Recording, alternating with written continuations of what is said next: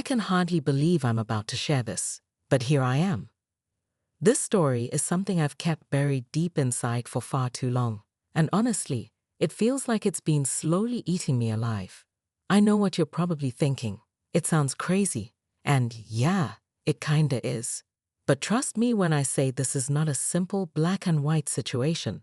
It's messy, complicated, and it's the kind of thing you wouldn't believe unless you were living it. So let's start at the beginning. Let me tell you about my husband, Dan. We've been married for about 5 years now. When we first met, it was like something straight out of a fairy tale. He was charming, attentive, the whole package. He was exactly what I thought I wanted. But like most relationships, things didn't stay that perfect forever. It wasn't necessarily bad, but let's just say the spark. It wasn't quite sparking the way it used to. Dan has a son from his first marriage, Tyler. Tyler's in his early 20s, and he's been living with us while he finishes school. When I first met him, I didn't really know what to make of him. He was quiet, polite, kept to himself a lot. I tried to get closer to him, but it always felt like there was this invisible wall between us. He just wasn't interested in opening up. But lately, something's been different.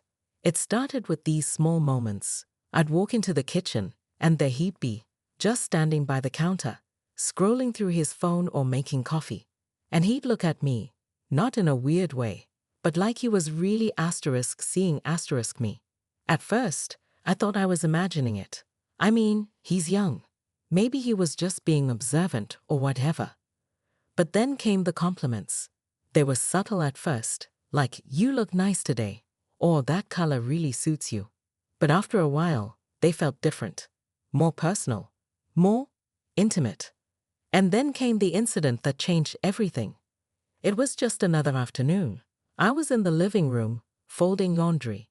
Dan was at work, like usual. Tyler had just finished his morning workout and walked into the room, earbuds in, wearing a tank top and basketball shorts, still a little sweaty from his session. "Need a hand?" he asked, motioning to the pile of clothes. I laughed. "Since when do you volunteer to fold laundry?" He grinned, and for the first time, I noticed just how disarming his smile was. So warm, so genuine. "Hey, I'm not all bad," he joked, plopping down on the couch next to me. We started chatting while folding clothes, and for the first time, it didn't feel forced or awkward. He talked about school, his future plans, and even shared a few funny childhood stories. I found myself laughing more than I had in weeks. Then, out of nowhere, he said, "You know, you're really easy to talk to." I can't say that about a lot of people. I felt my cheeks flush. I quickly looked away, pretending to focus on folding a towel. "Well, I'm glad," I said, trying to sound casual. But the way he was looking at me, it wasn't just friendly or polite. It was intense, like he was searching for something in my eyes. From that moment on, there was this undercurrent between us, a kind of tension that I couldn't ignore. A week later, I was up late, grabbing a glass of water. The house was quiet, one of those still nights where you can hear the hum of the fridge and feel the weight of the silence. Everyone else had already gone to bed, or so I thought. But when I turned on the kitchen light, there he was, Tyler, sitting at the dining table with his laptop. "Oh hey," I said, startled. "Didn't think anyone was still up." "Couldn't sleep," he replied, closing his laptop. I poured my water, then hesitated before turning to leave. "You okay?" I asked, genuinely curious. He nodded. "Sometimes, I swear I feel like I don't belong anywhere." I stopped dead in my tracks, unsure how to respond. "What do you mean?" I asked, trying to make sense of his words. Tyler leaned back in his chair, running a hand through his hair, looking a little lost. "I don't know," he said, his voice soft. "It's like I'm just going through the motions. No one really notices, you know." The vulnerability in his voice hit me hard, like a punch to the gut. Without really thinking about it, I sat down across from him. "Hey," I said gently, "I notice." His eyes met mine, and for a brief second, the air between us felt charged, like there was something unspoken in that moment. Almost electric. From that night on, things changed between Tyler and me. We didn't talk about it, not aloud, anyway. But we didn't need to. It was in the small things. How he lingered just a little longer whenever we crossed paths in the hallway, or how he'd find reasons to sit closer during dinner, brushing my arm ever so slightly as he passed the breadbasket. I kept telling myself I was overthinking it, reading too much into it. But the truth was, it felt good to be noticed, because honestly, Dan hadn't really been paying attention to me in months. He'd come home, eat dinner, and then bury himself in his work or the TV. I couldn't even remember the last time he asked me how my day was. But Tyler noticed everything. One evening, I was in the backyard, watering the plants. It was one of those rare quiet moments where I could just breathe and not think about the million things I still had to do. Suddenly, Tyler appeared, his hands stuffed into his pockets. "Need some help?" he asked, his voice softer than usual. I laughed. "You always seem to show up when I'm doing chores." "Maybe I just like the company," he replied, and there it was again, that look, intense, unflinching. I handed him the watering can, trying to diffuse the tension. "Here, knock yourself out." He took it from me and started watering the flowers, but then he said something that made my heart race. "You deserve to have someone who really sees you, you know? Someone who appreciates you." I froze, the words hitting me harder than I expected. My mind scrambled, searching for something to say. "Tyler, you shouldn't say things like that." "Why not?" he asked, his tone earnest, unwavering. "It's the truth." I felt a lump form in my throat. Part of me wanted to tell him to stop, to walk away and pretend this conversation never happened. But there was another part of me, a part I wasn't proud of, that didn't want him to stop. A part of me felt alive in a way I hadn't in years. The next few days were a blur of conflicting emotions. I tried to keep my distance, but it felt impossible. Everywhere I turned, there he was. And it wasn't just coincidence anymore. It was deliberate. One afternoon, I was flipping through an old photo album in the living room when Tyler walked in. He saw what I was doing and sat down next to me. "Is that you?" he asked, pointing to a picture of me in my 20s. I laughed. "Yep. Back when I thought butterfly clips and crop tops were a good idea." He smiled, but then his expression turned serious. "You're beautiful, you know that?" I felt my cheeks burn. "Tyler, stop." "Why?" he asked, leaning in slightly. "Why can't I tell you how I feel?" My heart was pounding so loudly in my chest, I was sure he could hear it. Things were spiraling out of control, and I could feel it in my gut. Tyler was pushing boundaries, testing the limits we had, and I didn't know how to stop him. I should have told him to stop. Should have put a firm end to it right then and there. But the way he was looking at me made it so hard to pull away. I kept telling myself, "It's nothing. He's just being nice. He's young. He's confused."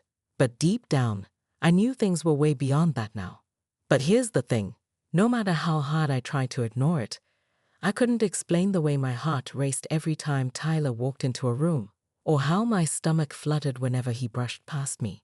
It wasn't long before I found myself waiting for those moments, those little conversations, those subtle glances that said more than words ever could. And if I'm being totally honest, a part of me was terrified. Terrified of what it meant, terrified of what was happening to me. One evening, Dan went out with some friends, and I just didn't feel like going. So, it was just me and Tyler at home, and the air between us, it was thick, like you could cut it with a knife. The tension was impossible to avoid. Tyler walked into the living room and sat down beside me on the couch. "What's wrong?" he asked, his voice low. I forced a smile, trying to brush it off. "Nothing, just tired, I guess." But he wasn't buying it. "You've been acting different lately," he said, his tone gentle but insistent. "Is everything okay with you and Dan?" I froze. What was I supposed to say? The truth, that everything with Dan felt like it was crumbling, and I was just trying to hold on to something that wasn't even there anymore? "I don't know," I muttered, my eyes looking away. "I don't know what's going on." There was a long silence before he nudged me gently. "You deserve more," he said softly. "You deserve someone who really understands you." The words hit me like a slap, sharp and unexpected, and for the first time, I couldn't push them away. They lodged in my chest like a knife, twisting. Tyler wasn't just talking about noticing me. He was talking about something deeper something more. I turned toward him, my heart pounding in my chest, my head spinning. What do you mean by that? He didn't answer right away. Instead, he leaned in closer, and I could feel his breath against my skin. I mean, someone who actually sees you for who you really are. Time seemed to stop. I could hear the sound of my heartbeat, thumping so loudly in my ears, drowning out everything else. His eyes locked onto mine, and suddenly, there was no turning back. Without even realizing what I was doing, I leaned in, and in an instant, his lips were on mine. It was gentle at first, like he was testing the waters, but then it deepened, and for a moment, I forgot everything else, everything. But then, just like that, the sound of the front door opening shattered the moment. We instantly pulled apart, panic rising in my chest. I quickly stood up, hoping that somehow, if I just moved fast enough, I could erase everything that had just happened. Dan had returned. I could hear him in the kitchen, oblivious to what had just transpired between us. I took a deep breath, trying to steady myself, but the guilt was already crashing down on me. The next few days were the hardest. Everything felt like it was on the verge of shattering, and I couldn't shake the tension that hung in the air. Dan was completely unaware, going about his usual routine, while Tyler and I shared these awkward, loaded silences whenever we crossed paths. I couldn't look at him the same way.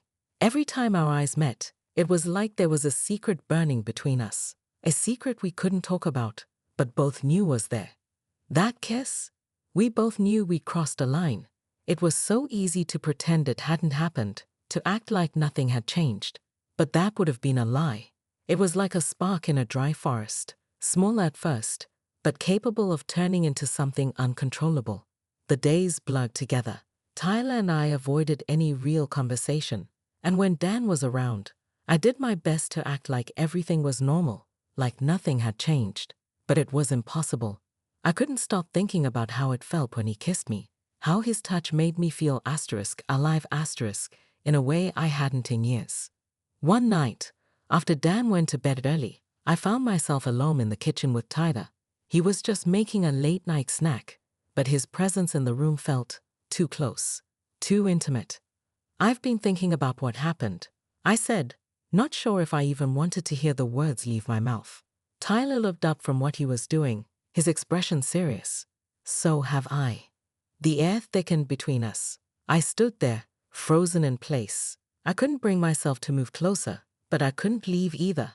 It was like I was caught in a web of my own making, and the more I struggled, the more tangled I became.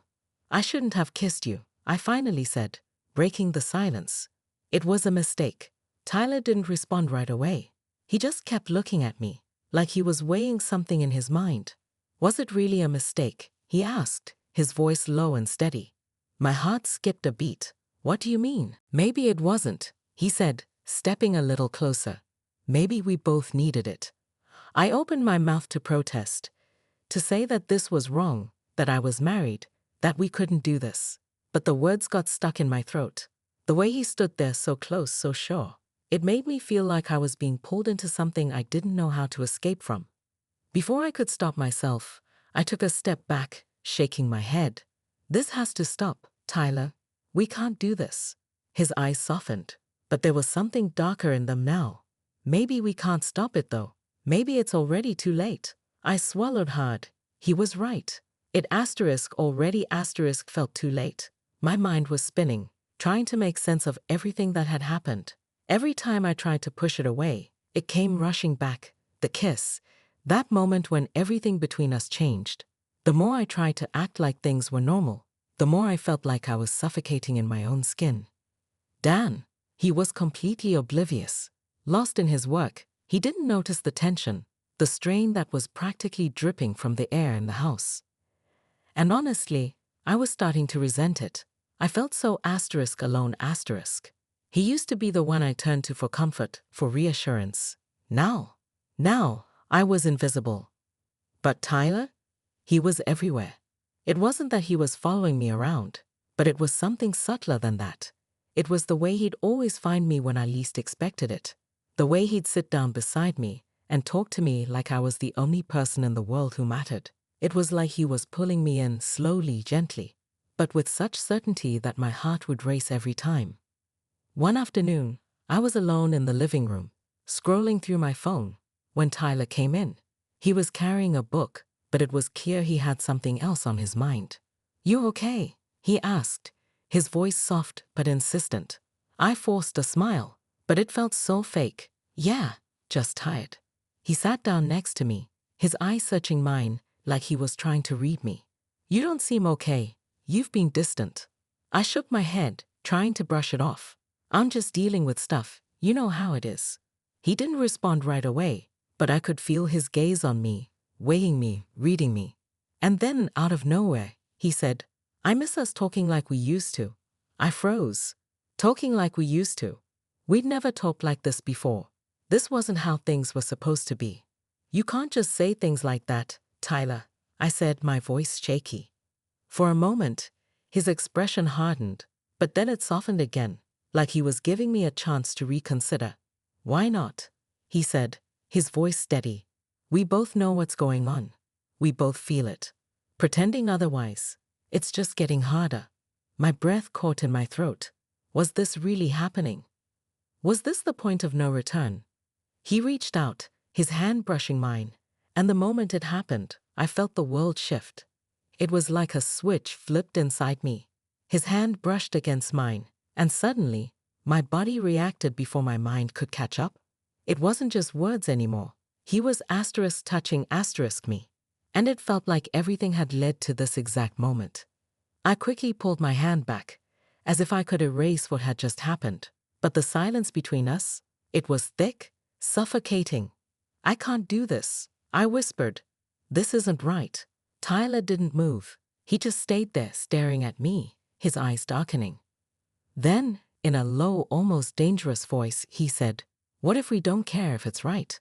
What if we don't care about the rules anymore?" My heart hammered in my chest, fear, desire, all swirling together. I wanted to pull away, to tell him to stop, but there was a part of me, a dangerous part, that didn't want to.